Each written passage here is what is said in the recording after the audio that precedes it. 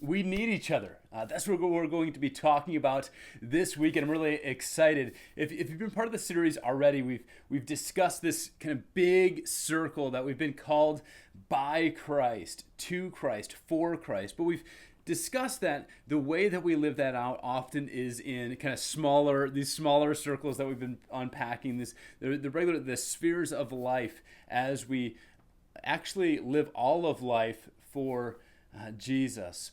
And as we think about ourselves as a local church, Blue Course Community Church, we're going to be focusing on that this week, that we do need one another, that God has called us to himself, but he's called us and placed us in a community of faith in order to benefit, in order to build up, in order to impact one another for God's glory and for one another's good. And so that's what we're going to be looking at this week. A lot of practical application, whether you are part of our local church, whether you're just a visitor, maybe you've been once or twice, or maybe you're exploring churches. Regardless of where you're at, a lot for you this week. And we'd love to have you as we think about and really wrestle with this topic of how do we live out this calling as local church member. And so excited for that. There'll be some scriptures there in the description that you can look up. We'll be covering more than just those, but hopefully that will get you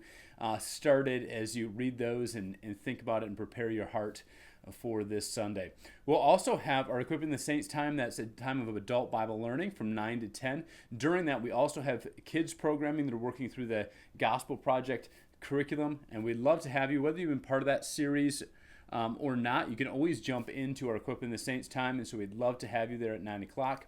And then at 10, so from 10 to 10:30 is kind of a fellowship and coffee time.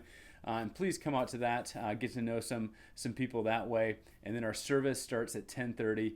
And whether you've been part of this whole series or not, or maybe you're exploring churches, regardless of where you're at, we'd love to have you this Sunday at 10:30 as we worship our God together.